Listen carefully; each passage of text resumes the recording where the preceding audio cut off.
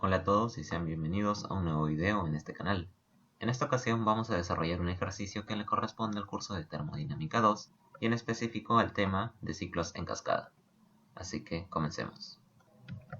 Bien, el ejercicio me dice: un sistema de refrigeración en cascada que opera en dos etapas usa como refrigerante el R134A. Tiene una capacidad de remoción de calor de 20 TON en el espacio refrigerado. El ciclo inferior opera de 200 kPa a 500 kPa y el ciclo superior de 400 a 1200 kPa. Asumiendo la eficiencia isentrópica del compresor, 75%, determine el coeficiente de operación del sistema. Bien, para la solución voy a empezar desarrollando un gráfico que me resuma el proceso que se está siguiendo en cada etapa de todo este ciclo. ¿Ok? Primero, debemos observar que tenemos dos etapas según lo que nos menciona el problema. Después debemos identificar la sustancia con la que se está trabajando. Debido a que es un ciclo de refrigeración, se trabaja con uno de los refrigerantes más conocidos, que es el R134A. Y aquí tenemos el diagrama de presión versus entalpía de todo ese proceso. Tenemos la etapa 1, que es la etapa inferior, que vemos de color rojo, y la etapa 2 de color azul. Bien, vamos a seguir leyendo el problema. Me dice, tiene una capacidad de remoción de calor de 20 TON. ¿Okay? Esa capacidad de remoción de calor ya lo hemos visto en videos anteriores y hace referencia al flujo de calor que transcurre del estado 1 al estado 2. ¿Ok? Y me dice que es 20 TON. Ahora, el ciclo inferior hace referencia a la etapa 1, opera de 200 kPa a 500 kPa. 200 kPa viene a ser esta presión menor, o sea, de la presión 1 y la presión 2, mientras que 500 viene a ser la máxima de ese ciclo, que sería en 4 y 3. ¿Sí? Y el ciclo superior me dice que opera a 400 y a 1200, por ende 400 va a tener el estado 5 y el estado 6, mientras que 1200 es la presión más alta de todo el ciclo y de las dos etapas, ¿no? Que sería en 8 y en 7. Haciendo un pequeño resumen, tendríamos la siguiente tabla que podemos ver aquí. Entonces, tenemos del problema estos estados que podemos observar: líquido vapor, vapor saturado, vapor recalentado, líquido saturado, líquido vapor, otro vapor saturado, vapor recalentado y líquido saturado. ¿Ok? Y estos le corresponden al estado 1, 2, 3', 4, 5, 6, 7' y 8, respectivamente. ¿Por qué? Vamos a analizar dichos estados. El estado 1 es el que está aquí, dentro de esta campana que podemos observar. Ahora, dentro de esa campana, ¿qué cosa está? Existe una mezcla difásica, líquido-vapor, y es lo que me menciona o me describe aquí en la tabla. Ahora, en el estado 2 tenemos un vapor saturado, y bien puesto. ¿Por qué? Porque está chocando por la parte derecha de la campana de saturación el estado 2, ¿no? Aquí en este punto. Perfecto. El estado 3' le corresponde a un vapor sobrecalentado, como podemos observar, ya que este punto se encuentra por la derecha y fuera de la campana de saturación. Ahora el estado 4 me dice que es un líquido saturado, y lo es debido a que choca por la parte izquierda con la curva de saturación, en este punto. Bien, y en el estado 5 es similar al estado 1, ¿no? También es una mezcla difásica. El estado 6 es un vapor saturado, como pueden ver aquí. El estado 7' es un recalentado, mientras que el estado 8 es un líquido saturado, como el estado 4 también, ¿no? Ya que choca por la izquierda en la campana de saturación. Bien, ahora vamos a mencionar por qué se ha graficado de esta manera en los casos de 8 a 5 y de 4 a 1. Podemos ver que de 8 a 5 y de 4 a 1 existen procesos de tipo isentálpico, ¿no? O sea, entalpía constante. Estos en esta gráfica obviamente están representados por rectas verticales. Bien, entonces, ¿por qué esto ha sido de esta manera? En realidad, toda esta confección del ciclo en este diagrama ya está predeterminado, ¿ok? Siempre se tiene que asumir este modelo, pero hay partes donde puedo cambiar ciertas cosas, y esas partes son las que menciono, de 8 a 5 y de 4 a 1. ¿Por qué se ha puesto de manera isentálpico estos procesos? Porque me va a facilitar el cálculo. en algunas ocasiones estos procesos no son isentálpicos, sino son isoentrópicos o no son ningún tipo de proceso iso, pero eso hace que mis cálculos sean más complejos o tarden más a la hora de hacer estos tipos de problemas. Entonces, si no me dicen nada, yo tengo que asumir que es isentálpico, ¿no? Entonces, vamos a continuar. Sabiendo que esos procesos son isentálpicos, primero vamos a calcular las entalpías de las sustancias que se pueden calcular fácilmente de tablas. Esas son las sustancias saturadas, como podemos observar aquí. Bien, aquí en el estado 2 podemos observar que tenemos un vapor saturado, por lo que yo solo necesito un parámetro, y en este caso tengo la presión, para determinar las demás propiedades de ese estado. En este caso voy a determinar la entalpía, ¿ok? En tablas yo lo puedo encontrar con estas unidades, kilojoule por kilogramo. Ahora, para el líquido saturado en el estado 4, que podemos verlo aquí, también solo yo necesito un parámetro, y en este caso la tengo, que es la presión en kilopascales. Con esa presión en las tablas encuentro este valor de 73.33 kJ por kilogramo. Lo mismo para el estado 6 y el estado 8.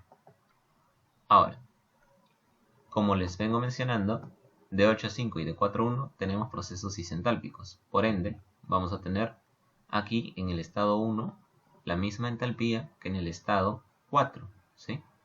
Por ende es 73.33 kJ por kilogramo, ¿no? Al igual que este. Lo mismo para el estado 5. El estado 5 va a tener la misma entalpía que el estado 8, como podemos observar. Bien, una vez sabiendo eso, ya hemos elaborado más o menos una tabla con distintos valores que va a ser de utilidad en el cálculo posterior para determinar lo que me pide el problema, que es el coeficiente de operación del sistema. Entonces, el coeficiente de operación, más conocido como COP, se define como la tasa de remoción de calor o el flujo de calor absorbido por el sistema entre el trabajo neto. ¿Ok? Entonces, el QC yo lo tengo. Me dice que es 20 ton por dato del problema. Aquí me dice, ¿no? Tiene una capacidad de remoción de calor de 20 ton en el espacio refrigerado. ¿Cuál es el espacio refrigerado? Esta parte de aquí. ¿Ok? Entonces, de 1 a 2, el sistema va a absorber calor y el flujo de calor en unidades de potencia es 20 ton, y un ton es equivalente a 12.660 kJ por hora, mientras que una hora es 3.600 segundos. Aplicando estos factores de conversión, lo pasamos al sistema internacional y nos sale 70.333 kJ por segundo. ¿Por qué lo paso a estas unidades y a este sistema en específico? Porque es conveniente, ya que las tablas están expresadas de esa manera, ¿no? Por ejemplo aquí, kilopascales, kilojoule por kilogramo, kilojoule por kilogramo grado Kelvin en caso de la entropía, que aún no lo he utilizado, pero me va a servir un poquito más adelante. Ahora, teniendo QC, el COP queda de esta manera: 70.333 kJ por segundo entre el trabajo neto, que va a tener también las mismas unidades, ¿no? En potencia. Entonces, vamos a tener que hallar este trabajo neto para determinar lo que me especifica el problema. Ahora, el trabajo neto se define de la siguiente manera para un ciclo en cascada. Es básicamente la suma de trabajos de cada etapa, que es el flujo másico de la etapa 1 multiplicado por el trabajo de dicha etapa por unidad de masa, más el flujo másico de la etapa 2 multiplicado por su trabajo correspondiente. Ahora, los trabajos 1 y 2 se definen de la siguiente manera, siendo el trabajo 1 H3 menos H2 y el trabajo 2 H7 menos H6. Debido a que entre estos estados 3 y 2 y 7 y 6 existe un compresor y es el único que realiza trabajo por etapa. ¿Ok?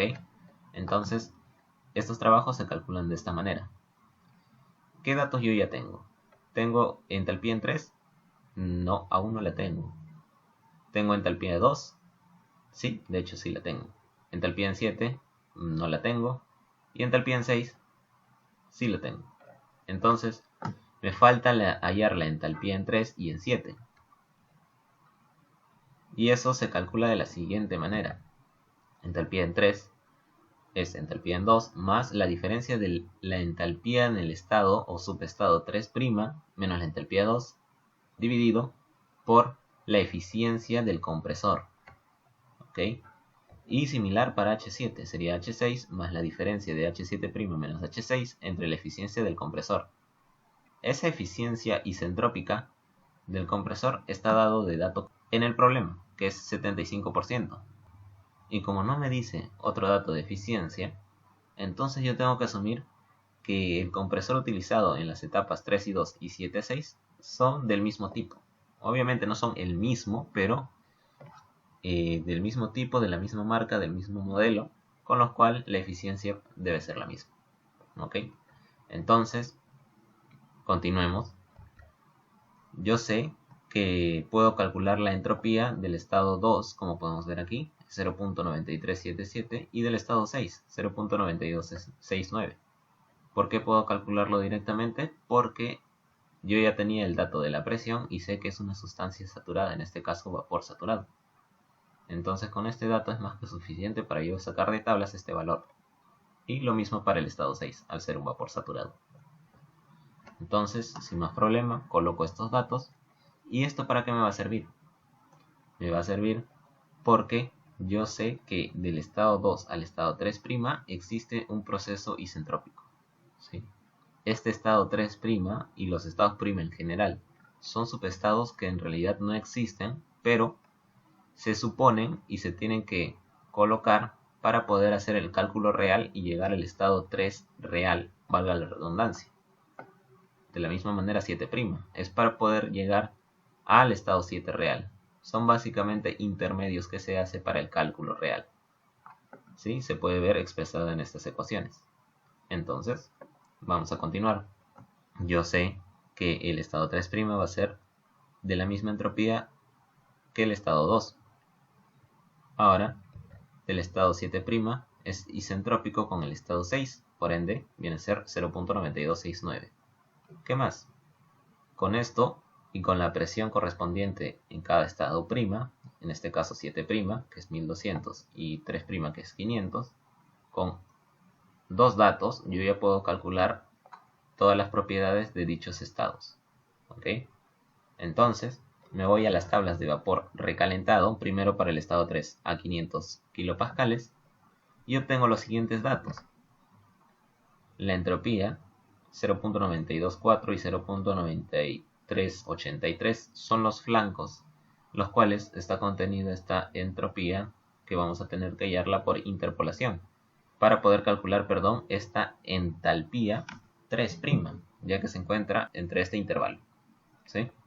Entonces, por una interpolación por segmentos, voy a poder calcular H3, y esto es 263.69 kJ por kilogramo. Esta interpolación o este tipo de interpolación ya ha sido explicada en diferentes videos de este canal, y estaré dejando un par aquí debajo en la descripción. Prosigamos. De las tablas de vapor recalentado a 1200 kilopascales voy a obtener los siguientes datos. Y de manera similar, para poder calcular la entalpía en el estado 7', voy a hacer uso de una interpolación por segmentos y calculando voy a tener 278.34 kJ por kilogramo. Teniendo estas entalpías y sabiendo que la entalpía en 2 y la entalpía en 6 ya estaban dadas, yo voy a poder calcular H3 y H7 real.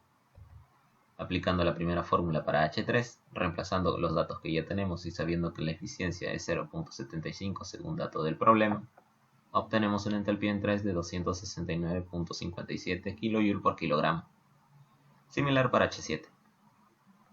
Entonces, una vez teniendo estas entalpías, yo ya voy a poder hallar tanto el trabajo 1 como el 2. Continuemos. Calculamos los trabajos correspondientes a cada ciclo. Por ende, reemplazando los datos, H3 sería 269.57 menos H2, que es 244.46 en unidades de kJ por kilogramo. Operando tenemos 25.11 kJ por kilogramo para el trabajo 1. Similarmente para el trabajo 2, obteniendo 30.39 en este caso. Ahora tenemos que hallar los flujos másicos, debido a que el trabajo tiene esta fórmula y para poder determinarlo necesito dichos flujos. Entonces, primero vamos a calcular este flujo másico de la etapa 1 porque me resulta más sencillo de hallar. y siempre va a ser así. El flujo de la etapa 1 va a ser más sencillo de hallar debido a el dato que casi siempre te van a dar, que es el QC, es el calor o la tasa de remoción de calor en el área refrigerada, que viene a ser este valor de aquí que hallamos al principio, ¿no? Simplemente por transformación. Entonces, H2 y H1 lo tenemos de dato, y entonces para poder calcular este flujo másico 1 tendría que pasar esta resta a dividir de la siguiente manera. Operando, obtengo 0.41099 kilogramos por segundo, unidades correspondientes al flujo másico. Ahora, recurrimos al diagrama de flujo del proceso para poder calcular la masa 2. ¿Esto por qué? Vamos a ver. Tenemos este diagrama, ¿ok? Este básicamente proviene del anterior, que es este de aquí. Este es un diagrama de flujo de proceso simplificado con la disposición de los equipos correspondientes para cada proceso. Por ejemplo, de 1 a 2 sabemos que existe una evaporación, ¿no? Una transferencia de calor.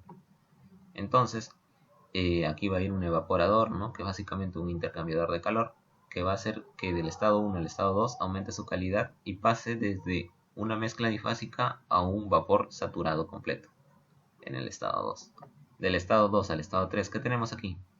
Un aumento en la presión, y eso lo conseguimos mediante el compresor. De 3 a 4 tenemos una condensación hasta un líquido saturado. Entonces va a pasar por un intercambiador de calor, donde se va a condensar hasta el estado 4. Y de 4 a 1, como les decía, es un proceso isentálpico y de caída de presión. Y eso se obtiene colocando una válvula de estrangulamiento en esta parte. Y análogamente, en la etapa 2 tenemos prácticamente lo mismo, solo y con la excepción de que de 5 a 6 no se está condensando, sino más bien se está evaporando, ¿no? Como en la etapa 1 a 2. Y de 5 a 6 se tiene una intervención con el proceso de 3 a 4. ¿De qué manera? Sabemos que de 3 a 4 se está condensando la sustancia, el refrigerante, ¿no? Pero de 5 a 6 vemos que se está evaporando según el diagrama P versus entalpía. Entonces, ¿qué es lo que vamos a tener aquí? Un intercambiador de calor, y vamos a tener que hacer un balance de materia y energía para poder determinar este flujo másico que pasa por aquí, 5 y 6. Entonces, con eso yo voy a poder hallar este flujo másico, y por eso me voy a guiar de este diagrama siempre para poder calcular el segundo flujo másico que le corresponde a la etapa 2. Haciendo el balance de energía, sabemos que el calor ganado, que es el de 5 a 6, ya que se está evaporando, más el calor perdido, que es de 3 a 4, tiene que ser igual a 0 del equilibrio térmico, ¿verdad? Ahora, el calor de 5 a 6 viene a ser básicamente el flujo másico de la etapa 2, multiplicado por la entalpía que sale, que es en 6, menos la que entra, que es en 5, más el flujo másico 1, multiplicado por H4 menos H3, ¿no? Sería lo que sale menos lo que entra. Y eso debe ser igual a 0. Esta definición de lo que sale menos lo que entra para poder hallar la variación de entalpía es básicamente de los sistemas abiertos, ¿no? Son procesos de tipo phase, y entonces estos son las variaciones de las entalpías, y tengo que respetar en este caso sí todos los signos para el equilibrio térmico. Tener mucho cuidado ahí. Una vez mencionado esto, vamos a reemplazar lo que tenemos, pero primero vamos a despejar M2. M2 sería básicamente M1 por, si esto lo he pasado a restar, voy a cambiar simplemente el orden. Aquí sería H3 menos H4, como podemos ver aquí. Entonces, esto va a pasar a dividir H6 menos H5 multiplicado por este flujo másico 1. Como todos estos datos ya lo hemos calculado anteriormente, reemplazamos y obtenemos el flujo másico 2, que es 0.58537 kilogramos por segundo. Una vez teniendo el flujo másico 2, yo ya puedo calcular el trabajo neto, ¿sí? Porque yo ya tengo tanto el trabajo 2, el trabajo 1, el flujo másico 1 y el flujo másico 2 recientemente calculado. Por ende puedo reemplazar para el trabajo neto y me sale 28.1094 kJ por segundo. Y lo que me pedían era el COP, que básicamente se define como QC entre el trabajo neto. Reemplazamos los datos y obtenemos que el COP es 2.5021. Corroborar siempre de que esté en las mismas unidades, ¿ok? Entonces, hasta aquí terminaría el problema debido a que solo me piden el coeficiente de operación del sistema. Y este coeficiente de operación siempre va a ser mayor a 1, ¿ok? Debido a que este QC siempre va a ser más grande que el trabajo neto. Esa es una manera de corroborar de que tu cálculo está correctamente realizado. Así que hasta aquí llegaría el problema. Gracias por su atención. Y si les ha gustado, no olviden dejar su like aquí debajo y compartir este video. Si quieres ver más contenido como este, no olvides suscribirte a nuestro canal y activar la campanita para que recibas todas las notificaciones. Por mi parte, esto sería todo y nos estaremos viendo en la próxima.